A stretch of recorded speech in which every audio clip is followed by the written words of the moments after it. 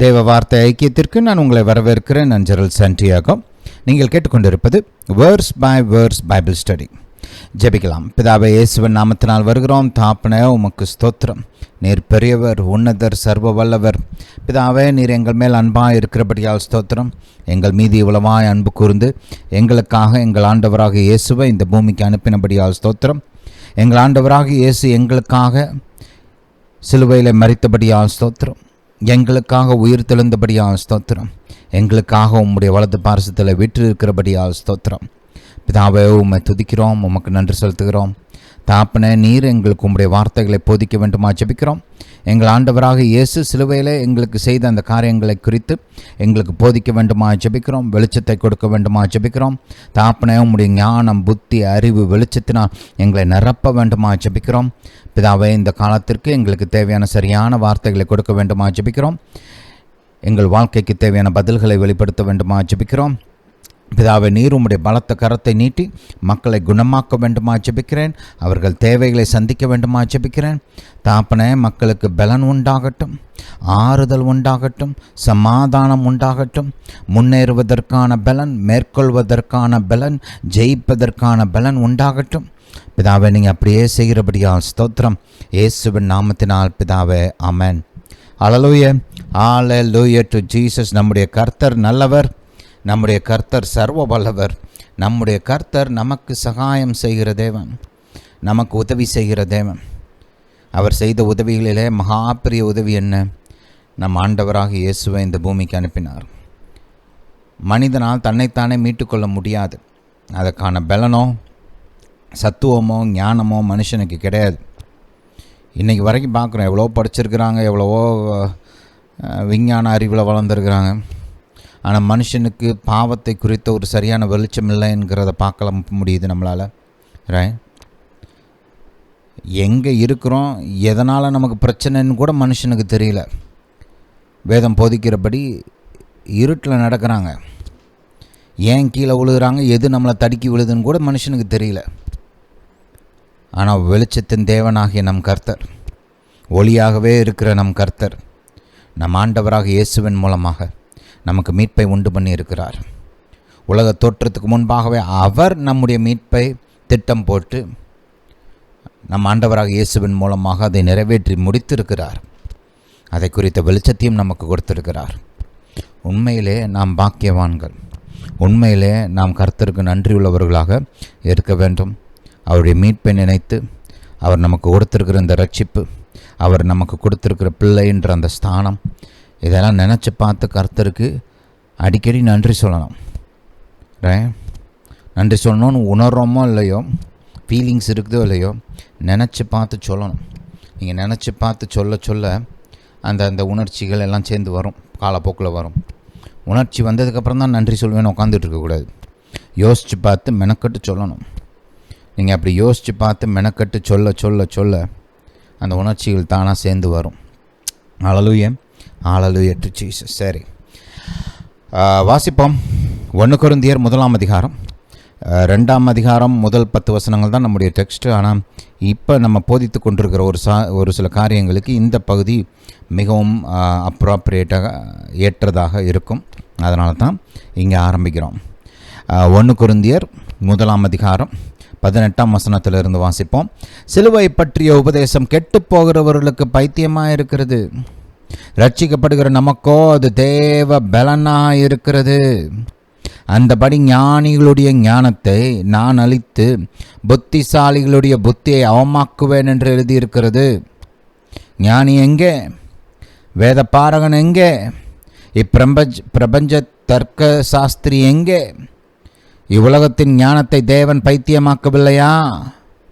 எப்படியெனில் தேவ ஞானத்துக்கேற்றபடி உலகமானது சுய ஞானத்தினாலே தேவனை அறியாதிருக்கையில் பைத்தியமாய் தோன்றுகிற பிரசங்கத்தினாலே விசுவாசிகளை ரட்சிக்க தேவனுக்கு பிரியமாயிற்று. யூதர்கள் அடையாளத்தை கேட்கிறார்கள், கிரேக்கர் ஞானத்தை தேடுகிறார்கள். நாங்களோ சிலுவையில் அறையப்பட்ட கிறிஸ்துவை பிரசங்கிக்கிறோம்.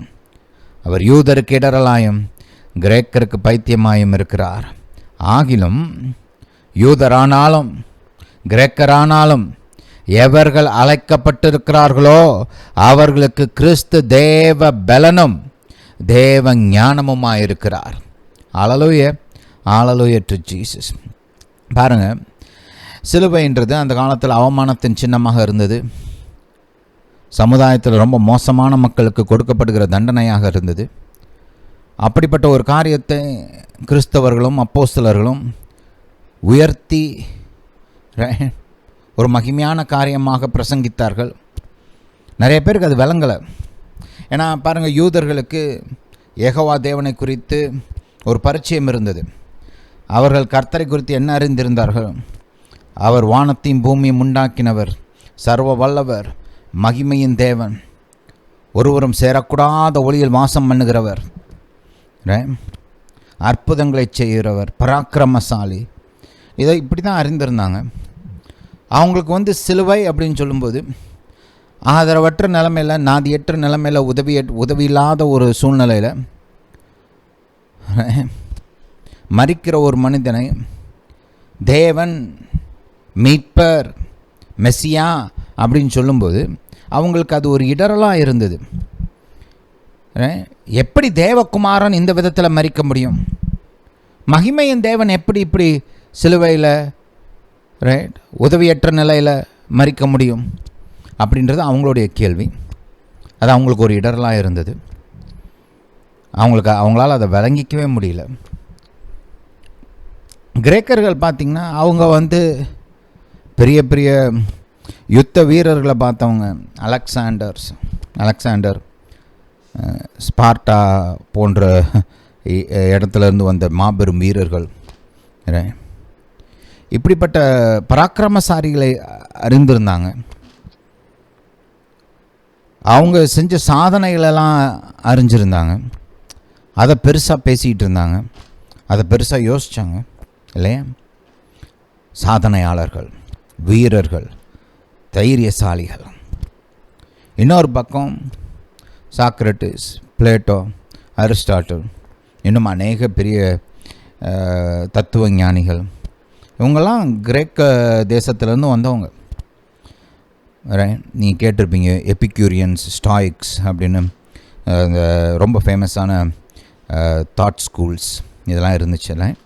அந்த ஃபிலாசபி, தத்துவ ஞானம், இதுக்கெல்லாம் அவங்க தான் ஒரு ஒரு ஒரு ஒரு சில விதங்களில் பார்த்தோம்னா ஒரு ஃபவுண்டன் ஹெட் மாதிரி அவங்க, ஒரு ஊற்று மாதிரி. அப்படிப்பட்ட மேதாவிகள்லாம் இருந்த இடம். அவங்களுக்கு அதை குறிச்செலாம் ஒரு ஆசை இருந்தது, வாஞ்சை இருந்தது, பிரமிப்பு இருந்தது.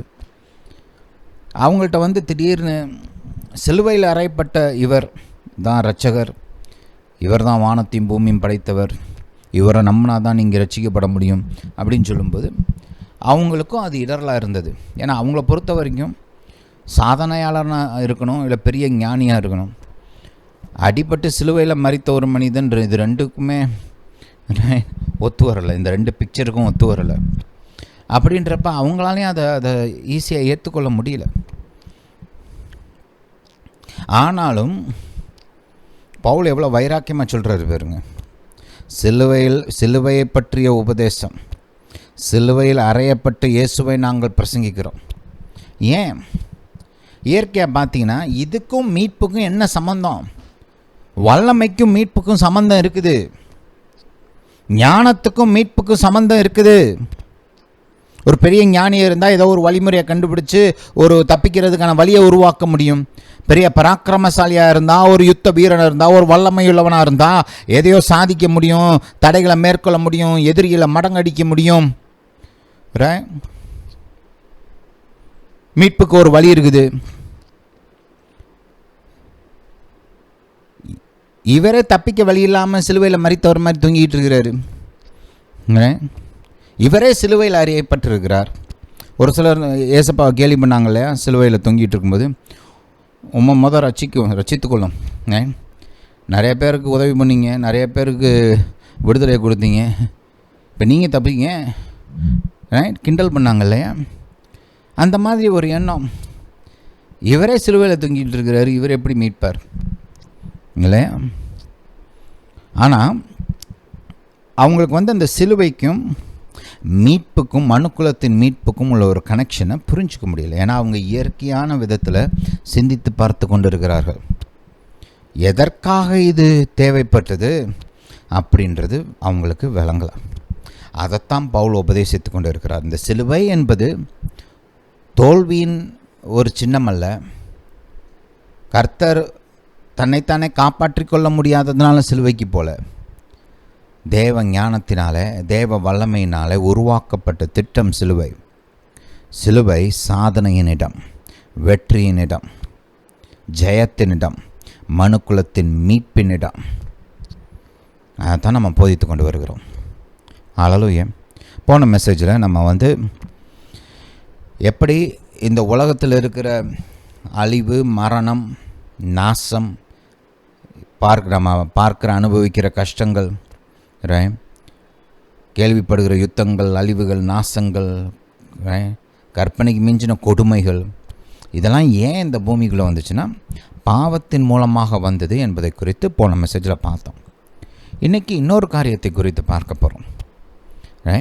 மனிதனுக்கு ஒரு சத்ரு இருக்கிறான்.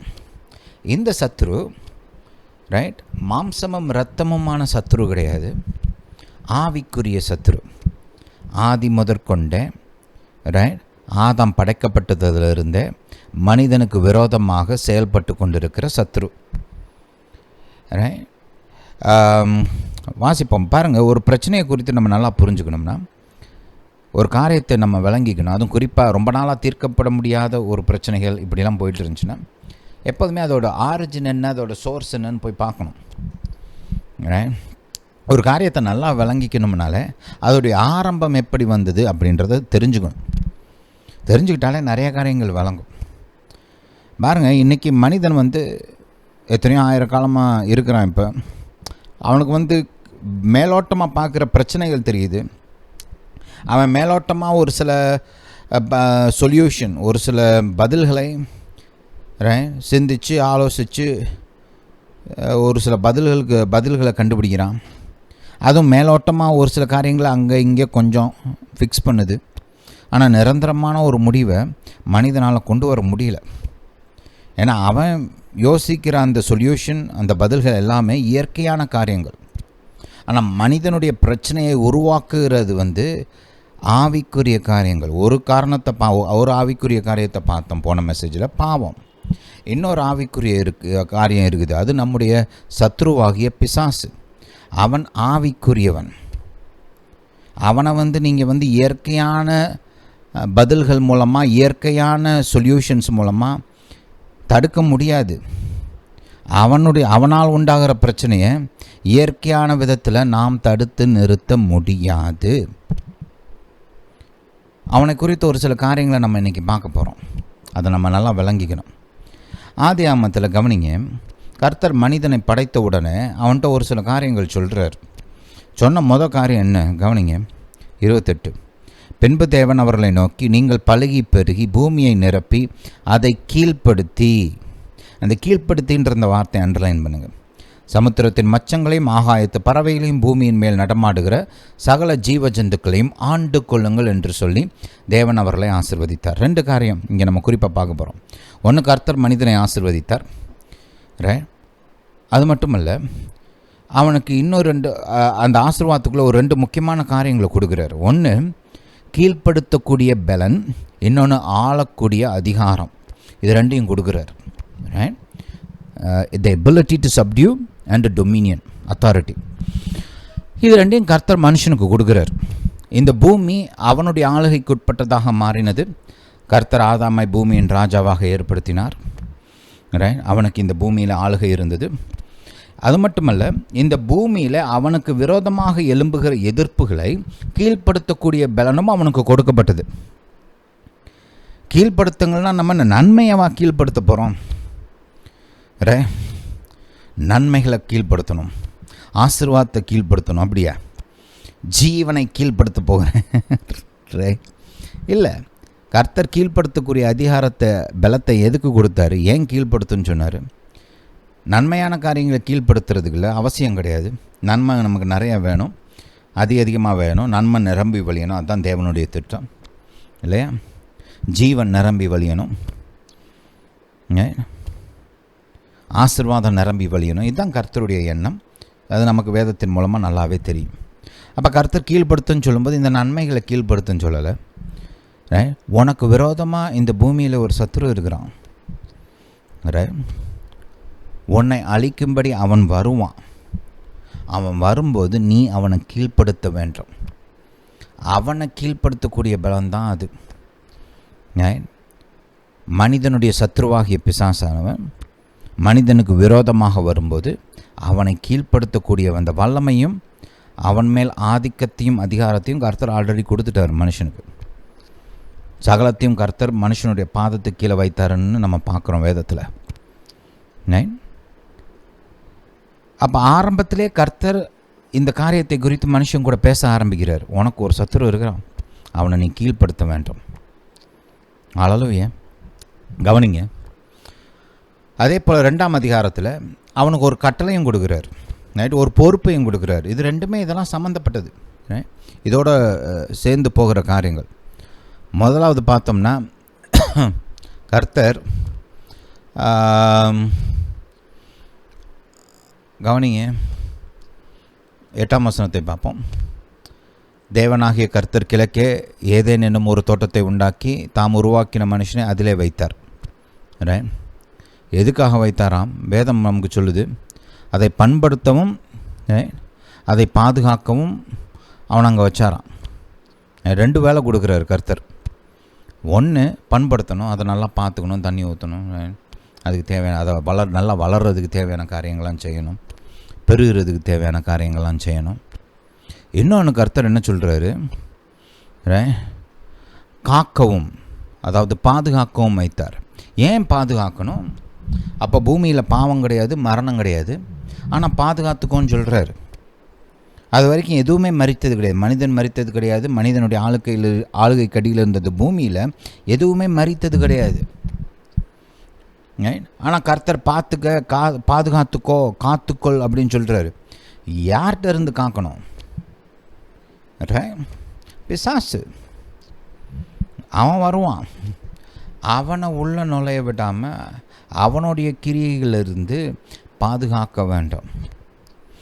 இந்த வேலையை ஆதாம் கரெக்டாக செய்யலைன்னு நம்மளுக்கு தெரியும். ஏன்னா அவன் பாருங்கள், பிசாசை ஏவாள்கிட்ட பேச விட்டுரு வேடிக்கை பார்த்துட்டு இருக்கிறான். அதன் மூலமாக வந்தது தான் சோதனை, அதன் மூலமாக வந்தது தான் மனிதனுடைய வீழ்ச்சி. இந்த ஒரு வேலையை ஆதாம் கரெக்டாக செய்யலை, அந்த பாதுகாக்கிற அந்த வேலையை செய்யலை சரியா, கீழ்ப்படுத்துகிற வேலையும் சரியாக செய்யலை. அடுத்து கவனிங்க, ஒரு கட்டளை கொடுக்குறார். என்ன கட்டளை? 17. ஆனாலும் நன்மை தீமை அறியத்தக்க விருட்சத்தின் கனியை புசிக்க வேண்டாம், அதை நீ புசிக்கும் நாளிலே சாகவே சாவா என்று கட்டளையிட்டார். இந்த காரியத்தையும் கர்த்தர் சொல்கிறார். இந்த கட்டளை ஏன் கொடுக்குறாருனா, பிசாசு அவனுக்கு விரோதமாக வருவான், ஆதாமுக்கு விரோதமாக இந்த கட்டளையை மீறச் செய்யும்படி சோதிக்க வருவான், ஏமாத்த வருவான். வர்றப்ப ஆதாமுக்கு வெளிச்சம் இருக்கணும், எது சரி எது தப்பு, எதை செஞ்சால் ஜீவன் தொடரும், எதை செஞ்சால் மரணம் உண்டாகும்ன்ற அந்த வெளிச்சம் அவனுக்கு தேவை. அதனால் கர்த்தர் அவனுக்கு தேவையான அந்த வெளிச்சத்தை கொடுக்குறாரு. இதை நீ தொடக்கூடாது, தொடாமல் இருந்தால் நல்லா இருப்ப, தொடர்ந்து ஜீவன் இருக்கும், தொடர்ந்து ஆசீர்வாதம் இருக்கும், தொடர்ந்து எல்லா நன்மையும் இருக்கும். இதை சாப்பிடாத, இதை சாப்பிட்டினா சாகவே சாவா என்று சொல்லுகிறார். புரியுதா? பாருங்கள், பிசாசை குறித்து நம்ம ஆண்டவராக இயேசு ஒரு சில காரியங்களை சொன்னார். என்ன சொன்னார்ன்றதை கொஞ்சம் கவனிப்போம், அதுக்கப்புறம் இங்கே திரும்ப வரலாம். யோவான் எழுதின சுவிசேஷம் முதல்ல 8ஆம் அதிகாரத்துக்கு போகலாம். 8ஆம் அதிகாரத்தில் இங்கே ஆண்டவராகிய இயேசு ஒரு சில மத தலைவர்களோடு கூட யூத மக்கள் இவங்கள்ட்டெல்லாம் பல காரியங்களை பேசிகிட்டு இருக்கிறார், போதித்து கொண்டு இருக்கிறார். அதன் நடுவில் பிசாசை குறித்து ஒரு சில காரியங்களை சொல்லுகிறார். என்ன சொன்னார்னு பார்ப்போம். ஜீசஸ். ஓகே, 37 வாசிப்போம். நீங்கள் ஆபிரகாமின் சந்ததியார் என்று அறிவேன், ஆனாலும் உங்களுக்குள்ளே என் உபதேசம் இடம்பெறாதபடியால் என்னை கொலை செய்ய தேடுகிறீர்கள். நான் என் பிதாவினிடத்தில் கண்டதை சொல்லுகிறேன், நீங்கள் உங்கள் பிதாவிடத்தில் கண்டதை செய்கிறீர்கள். அதற்கு அவர்கள், ஆபிரகாமே எங்கள் பிதா என்றார்கள். இயேசு அவர்களை நோக்கி, நீங்கள் ஆபிரகாமின் பிள்ளைகளாயிருந்தால் ஆபிரகாமின் கிரியைகளை செய்வீர்களே. தேவனிடத்தில் கேட்கிற சத்தியத்தை உங்களுக்கு சொன்ன மனுஷனாகிய என்னை கொல்ல தேடுகிறீர்கள். ஆபிரகாம் இப்படி செய்யவில்லையே. நீங்கள் உங்கள் பிதாவின் கிரியைகளை செய்கிறீர்கள் என்றார். அதற்கு அவர், நாங்கள் வேசித்தனத்தால் பிறந்தவர்கள் அல்ல, ஒரே பிதா எங்களுக்கு உண்டு, அவர் தேவன் என்றார்கள். இயேசு அவர்களை நோக்கி, தேவன் உங்கள் பிதாவாயிருந்தால் என்னிடத்தில் அன்பாயிருப்பீர்கள். ஏனெனில் நான் தேவனிடத்திலிருந்து வந்தேன், நான் சுயமாய் வரவில்லை, அவரே என்னை அனுப்பினார். என் வசனத்தை நீங்கள் ஏன் அறியாமல் இருக்கிறீர்கள்? என் உபதேசத்தை கேட்க மனதில்லாதிருக்கிறதுனால் அல்லவா? நீங்கள் உங்கள் பிதாவாகிய பிசாசானவனால் உண்டானவர்கள், உங்கள் பிதாவினுடைய இச்சைகளின்படி செய்ய மனதாயிருக்கிறீர்கள். அவன் ஆதி முதற்கொண்டே மனுஷ கொலைபாதகனாயிருக்கிறான். சத்தியம் அவனிடத்தில் இல்லாதபடியால் அவன் சத்தியத்தில் நிலைத்து நிற்கிறதில்லை. அவன் பொய்யனும் பொய்க்கு பிதாவுமாய் இருக்கிறபடியால் அவன் பொய் பேசும்போது தன் சொந்தத்தில் எடுத்து பேசுகிறான். இது பிசாசுடைய சுபாவம். பாருங்கள், இது ஒரு சத்ரு, இவனை மாற்ற முடியாது. ரைட்? அதனால தான் அவனுக்கு ஆல்ரெடி அவன் மேலே நியாய தீர்ப்புலாம் கொடுத்து வச்சு கர்த்தர். நித்திய நரகம் தான் அவனுடைய டெஸ்டினி. ரைட்? அவனை குறித்து கர்த்தர் நமக்கு ஒரு வெளிப்பாடு கொடுக்குறாரு. அவன் எப்படிப்பட்டவனா? ஆதி முதற்கொண்டே கொலைகாரனாக இருக்கிறானா. அதான் அவன் சுபாவம். கொல்லுவது தான் அவனுடைய சுபாவம், அதான் அவனுடைய தன்மை. இன்னொன்றையும் கர்த்தர் சொல்லுகிறார், அவன் பொய்யன், பொய்க்கு தகப்பனாக இருக்கிறான். ரைட்? அவனுடைய ஒரு ஆயுதம், பிரதானமான ஆயுதம் என்ன? பொய். வாயை திறந்தா பொய். பொய்யை உருவாக்கினவன் அவன்தான். இதை மைண்டில் வச்சுக்கோங்க. ஏன்னா இது ரெண்டையுமே பிசாசு அங்கே ஏதேன் தோட்டத்தில் பயன்படுத்துகிறத நம்ம பார்க்கலாம். இன்னொரு முக்கியமான காரியத்தையும் நம்ம அறிந்து கொள்ள வேண்டும் பிசாசுடைய சுபாவத்தை குறித்து. கவனிங்க, 1 பேதுரு 5ஆம் அதிகாரம் 8ஆம் வசனத்தை கவனிங்க. தெளிந்த புத்தியுள்ளவர்களாக இருங்கள், விழித்திருங்கள்.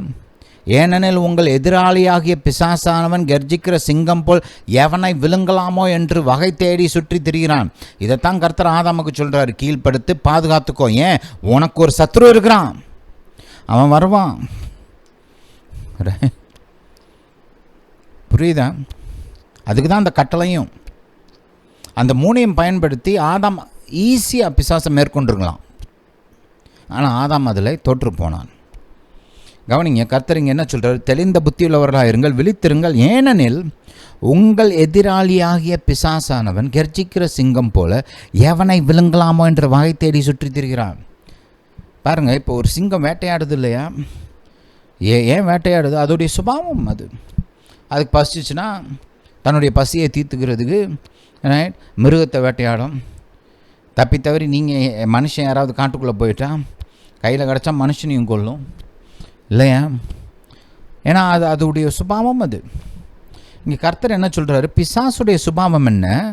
யாரையாவது அழிக்கணும்னு திரியறான், தேடிட்டு திரியறான். யாரை அழிக்கலாம், யாரை விழுங்கலாம், யாரை கொல்லலாம், அதுதான் அவனுடைய சுபாவம். ரைட்? அவனை நீங்கள் சீர்திருத்த பள்ளிக்கு போயெல்லாம் அனுப்பிலாம் திருத்த முடியாது. திருந்தாத ஜென்மம். புரியுதா? உங்களுக்கு பைபிளில் வெளிப்படுத்தின சுவிசேஷத்தில் ஒரு ஒரு காரியம் போட்டிருக்கு, ரொம்ப ஆச்சரியமாக இருக்கும் அதை வாசிச்சிங்கன்னா. கவனிங்க, கர்த்தர் நம்முடைய ஆண்டவராக இயேசுவின் அந்த 1000 வருட அரசாட்சியின் காலத்தில் பிசாசை தூக்கி பாதாளத்தில் போட்டு அடைச்சி வைக்கிறார். 1000 வருஷம், 1 மாதம் 2 மாதம் இல்லை, 1 நாள் 2 நாள் இல்லை, 1000 வருஷம், 1000 years. யோசிச்சு பாருங்க. 1000 வருஷம் உள்ளே உட்காந்துருந்துட்டு வெளியில் வந்தோடனே வேலை என்ன பண்ணலாம் தெரியுமா? தேசங்களுக்குள்ளே கடந்து போய் மனுஷர்களை ஏமாற்றி கர்த்தருக்கு விரோதமாக கலகம் செய்யும்படி வஞ்சித்தான். அதான் பண்ண வேலை. சரி, 1000 வருஷம் உள்ளே உட்காந்துருந்தா ஏதோ கொஞ்சமாவது புத்தி வரும் இல்லையா? மனுஷனாக இருந்தால் வரும். இவன் மனுஷன் கிடையாது. இவன் ஒரு ஆவிக்குரிய ஒரு விரோதி. அவனுக்குள்ளே இருக்கிறதெல்லாம் வெறுப்பு, அழிக்கணுன்ற ஒரு எண்ணம். அழிக்கிறதே பொழப்பாக இருக்கிறான், அழிக்கிறது தான் சுபாவம். அதனால் வெளியில் வந்த உடனே வேலையாக போய் மனுஷனை ஏமாற்றி கர்த்தருக்கு விரோதமாக கலகம் பண்ண சொல்லி கலகம் பண்ண போன எத்தனை எல்லா பேரும் செத்து போனாங்க. கர்த்தர் பரலோகத்திலேருந்து அக்கினி அனுப்பி எல்லாத்தையும் அழிச்சு போட்டார் இல்லையா? யோசிச்சு பாருங்க. ஏன் இதை சொல்ல வரேன்னா, நமக்கு ஒரு ஆவிக்குரிய ஒரு விரோதி இருக்கிறான். அவன் அழிப்பதில் கவனம் உள்ளவனாக இருக்கிறான், அழிப்பதே சுபாவம் உள்ளவனாக இருக்கிறான். நம்ம ஆண்டவராக இயேசு அவனை குறித்து இப்படியும் சொல்லுகிறார். யோவான் 10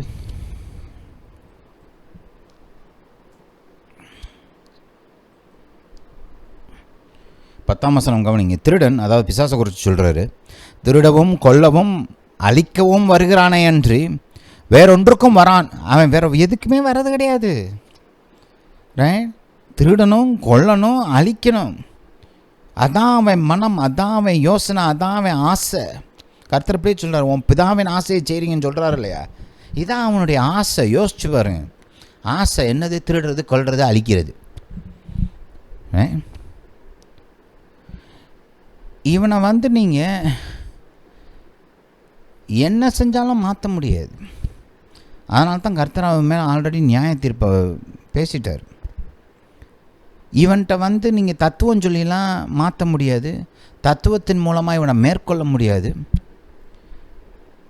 அறிவியல் கண்டுபிடிப்புகள் மூலமாக இவனை நிப்பாட்ட முடியாது, அறிவியல் கண்டுபிடிப்புகள் மூலமாக இவனை மேற்கொள்ளவும் முடியாது. இப்படிப்பட்ட ஆளை இயற்கையான எந்த ஒரு காரியத்தினாலும் தடுக்கவும் முடியாது, நிப்பாட்டவும் முடியாது, மேற்கொள்ளவும் முடியாது. இவன் ஆவிக்குரிய ஒரு விரோதி. புரியுதா? அது மட்டும் இல்லை, ஒரு பெரிய பிரச்சனை என்னென்னா, ஆதியாகமத்தில் அதை கொஞ்சம் வாசிச்சிருவோம். 3ஆம் அதிகாரம்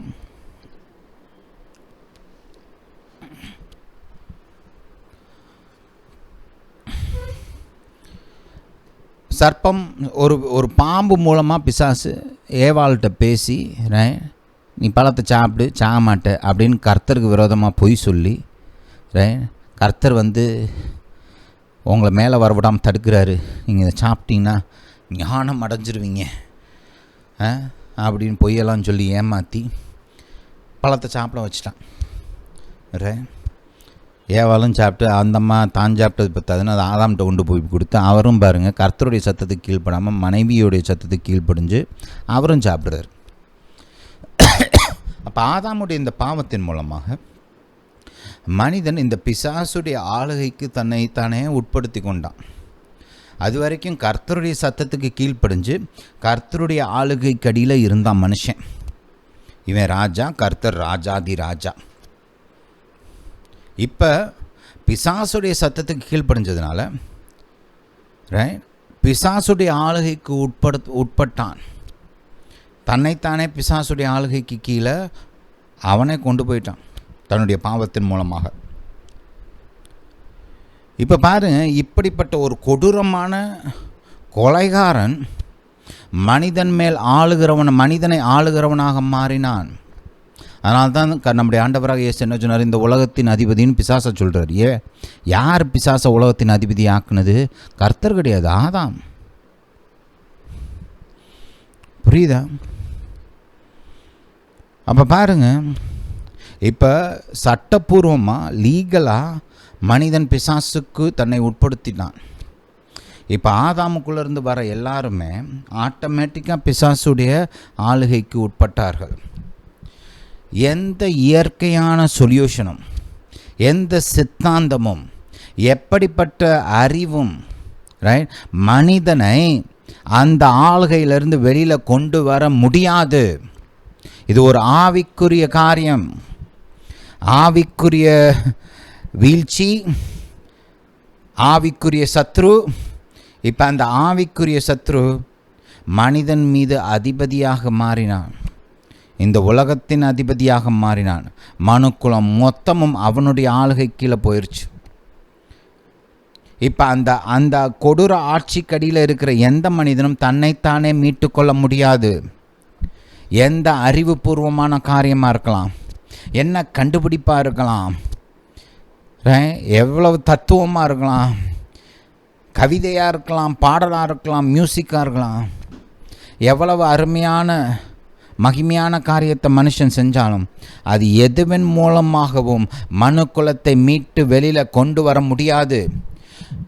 இயற்கையான யுத்தங்களினாலே பிசாசை மேற்கொள்ள முடியாது. 2 பேர் அடிச்சுட்டானா பிசாசுக்கு சந்தோஷம், ஏன்னா நிறைய பேர் சாகுறான் இல்லையா? அதான் அவனுடைய புத்தி. கொலைபாதகன் நல்லா சாகு, இன்னும் சாகு, வேணும்னா இன்னொரு தேசத்தையும் கூட்டு வரேன், அவனையும் கொல்லு. ரைட், எத்தனை பேர் வெட்டி செய்கிறீங்களோ அந்த அளவுக்கு நல்லது. அப்படி தான் பிசாசு யோசிக்கிறான் பாருங்க. கொல்லவும் அழிக்கவும் வருகிறான். அவன் கூட நீங்கள் கத்தி எடுத்துகிட்டு போயெல்லாம் சண்டை போட முடியாது. குண்டு ஏஞ்சலாம் அவனை கொல்ல முடியாது. ஆட்டம் பாம் பண்ணிலாம் அவனை கொல்ல முடியாது. அவனுடைய கிரியைகளை நீங்கள் அந்த விதத்தை அழிக்க முடியாது. என்ன பண்ண போகிறீங்க? மனுஷனுடைய இந்த கோரமான இந்த பிரச்சனைக்கு, இந்த கொடூரமான சூழ்நிலைக்கு பதில் ஆவிக்குரிய பதில். முதல்ல அவன் செய்த அந்த பாவத்திற்கான பரிகாரம் உண்டாக வேண்டும். ஹல்லேலூயா. அந்த பாவத்திற்கான பரிகாரம் மட்டுமல்ல, இந்த ஆவிக்குரிய சத்ருவாகிய பிசாசை ஒருவர் தோற்கடிக்க வேண்டும். யார் தோற்கடிக்க முடியும்? பாவமே செய்யாத ஒரு மனிதன் தான் தோற்கடிக்க முடியும். ஒரு மனிதன் பாவம் செய்தால் தன்னைத்தானே அந்த பிசாசுடைய காரியத்துக்கு உட்படுத்துகிறான். ஏன்னா பாதத்தை பிரசவித்து பெற்றெடுத்தது பிசாசு. புரியுதா? அதனால் பாவம் செய்த மனிதனால் பிசாசை மேற்கொள்ள முடியாது. பிசாசை மேற்கொள்ளணும்னா பாவமே செய்யாத ஒரு மனிதனால் தான் முடியும். அந்த பாவம் செய்யாத மனிதன் அவருடைய வாழ்க்கையில் அவர் பிசாசை ஜெயிக்கிறது மட்டும் கிடையாது. மனுக்குலத்தை மீட்டெடுக்கணும்னா பாவமே செய்யாத அந்த மனிதன் மொத்த மனுக்குலத்துக்கும் தன்னைத்தானே பலியாக ஒப்பு கொடுக்க வேண்டும்.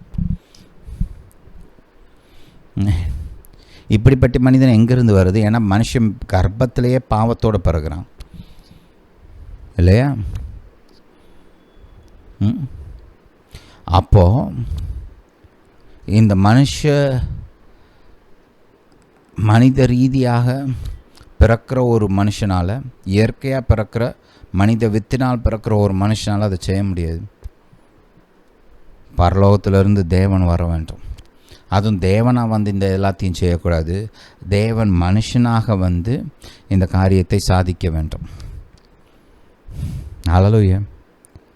அதனால தான் பாருங்கள், பவுல் இப்படி சொல்கிறார், சிலுவை தேவ பலனும் தேவ ஞானமுமாக இருக்கிறது. சிலுவை வந்து தோல்வியின் சின்னம் இல்லை. தேவன் காலங்காலமாக போட்டு வைத்திருந்த அந்த திட்டத்தின் நிறைவேறுதல் சிலுவை. மனுக்குலத்தின் மீட்பு அந்த சிலுவையில் நிறைவேற்றி முடிக்கப்பட்டது. அந்த கனெக்ஷனை தான் நம்ம புரிஞ்சுக்கணும். நிறைய பேருக்கு அது வழங்காததுனால இது என்ன பைத்தியக்காரத்தனமாக இருக்குதுன்னு கேட்டாங்க. ஏன்னா அவங்க இயற்கையாகவே சிந்தித்திட்ருக்காங்க. இயற்கையாக அங்கே காய்ச்சல் வந்துச்சு, அதுக்கு என்ன மருந்து கண்டுபிடிப்போம், இங்கே கொஞ்சம் பேருக்கு இப்போ கஷ்டப்படுறாங்க, அவங்களுக்கு எப்படி உதவி செய்யலாம், இப்படி அந்த மேலோட்டமாக இருக்கிற அந்த சிம்டம்ஸு தான் ஹேண்டில் பண்ணிகிட்ருக்குறாங்க. அந்த ஆணி வேறு பிரச்சனை, மனுக்குலத்தின் பிரச்சனைக்கான காரணம் பாவம், பிசாசு, அதனால் உண்டாகிற விளைவுகள். இதை எப்படி ஹேண்டில் பண்ணுறது? இந்த காரியங்களை